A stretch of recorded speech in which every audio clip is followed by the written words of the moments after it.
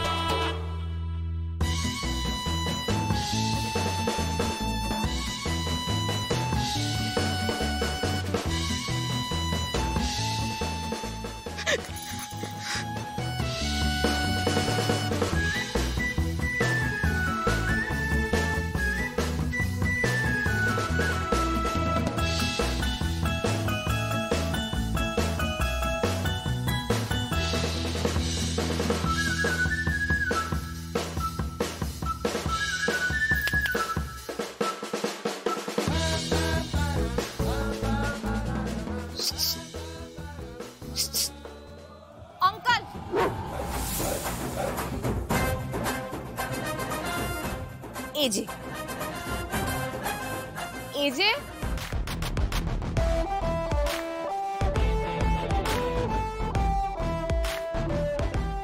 नेहमी एक कुत्रा बरोबर असणं गरजेचंच आहे का?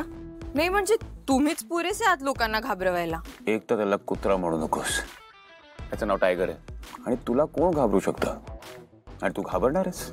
ठीक आहे, आता मला उगाच लेक्चर देऊ नका। तुमचा मूड चांगला असेल म्हणून आलीये मी आज इथे। फक्त ह्याला जरा टायगर गो।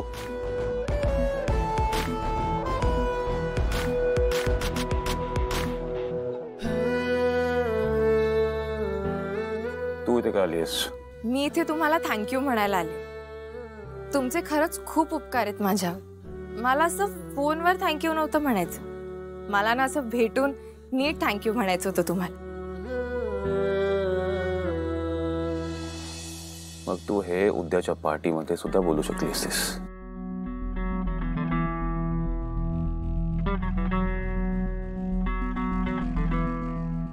काय झालं? विक्रांतनी परत काय त्रास दिला का? नाही, तसं अजिबात नाहीये। तो विक्रांत तर आता आमच्या आयुष्यातनं गायबच झालाय आणि हे सगळं फक्त तुमच्यामुळे। मला तुम्हाला सॉरी आणि थँक्यू दोन्ही म्हणायचं होतं। थँक्यू कारण तुम्ही खरंच खूप ग्रेट आहात, आणि सॉरी कारण तुम्ही किती ग्रेट आहात हे जाणून घ्यायच्या आधीच मी तुमचा इन्सल्ट केला। हे बघ, हे मी कधीच विसरून गेलेलो आहे आणि विसरलो नसतो तर तू आज इथे आली नसतीस। एनिवे, माझ्या आयुष्यात परफेक्शनला खूप इम्पॉर्टन्स आहे आणि म्हणूनच तुझं काम मी परफेक्टली केलेलं आहे। आता तुझी टर्न। येस अंकल, मी एका पायावर तयार आहे। तुम्ही फक्त सांगा काय करायचं। माझा शब्द ना म्हणजे काळा दगड आहे। आय मीन काळ्या दगडावरची पांढरी रेघ आहे। तुम्ही फक्त सांगाच, आणि तुम्हाला तर माहिती आहे ना मी माझ्या बहिणीसाठी जीव पण देऊ शकते। तुम्ही फक्त बोला, कसे फेडू तुमचे उपकार? माझ्याशी लग्न कर।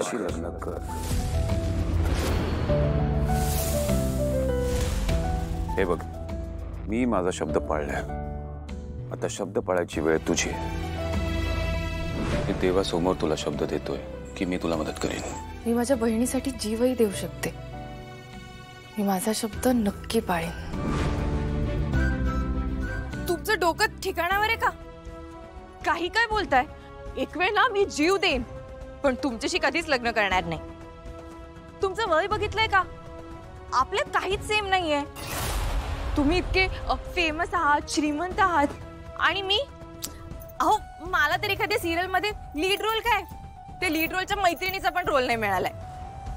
तुम्हाला समाजात इतका मान आहे आणि मी काय, मी मनाला येईल तसं जगणारी आहे। तुम्ही इतके परफेक्ट आहात आणि मी अशी इम्परफेक्ट। आपली जोडी कशी काय जमेल? अंकल, आपण दोघांना एकमेकांसाठी बनलेलोच नाही। एक मिनिट, तुम्हाला लग्नच करायचंय ना, मी देते आयडिया. तुमच्या पार्टीत खूप लोक येतील अँड आय एम शुअर खूप बायका पण येतील. त्यातलीच एखादी 50शीतली.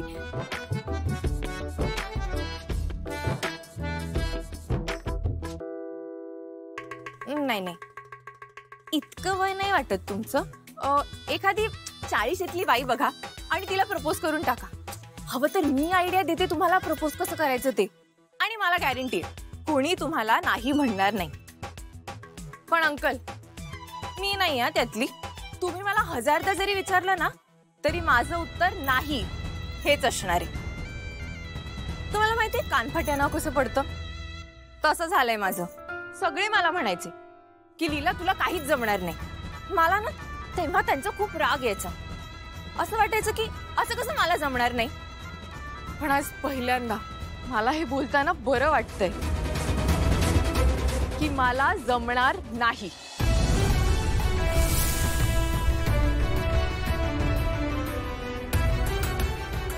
म्हणजे आज हे बोलताना मला इतकं बरं वाटतंय ना, म्हणजे एकदम भारीच वाटतंय की अंकल मला तुमच्याशी लग्न करायला जमणार नाही. पण मला एक कळत नाहीये, तुम्ही असा विचार केलाच कसा? नाही ठीक आहे, ते जे काय असेल ते असेल. तुम्हाला जो काही विचार करायचा तो करा, पण माझं उत्तर नाहीये हे लक्षात ठेवा. तुमचा हात द्या. द्या ना.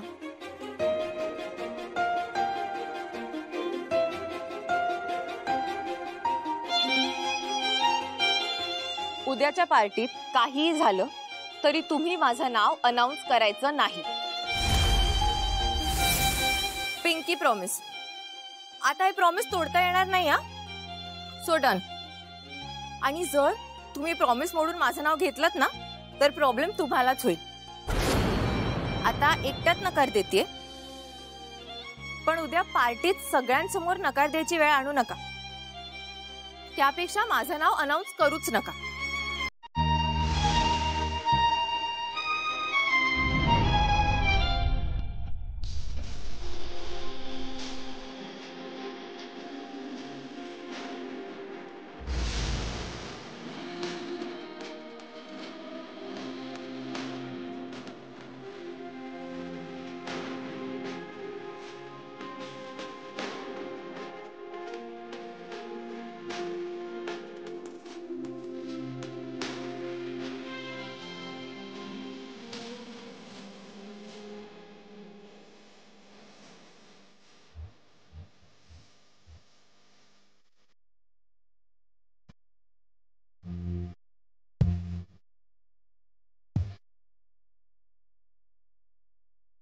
उद्याच्या पार्टीत काही झालं तरी तुम्ही माझं नाव अनाउन्स करायचं नाही.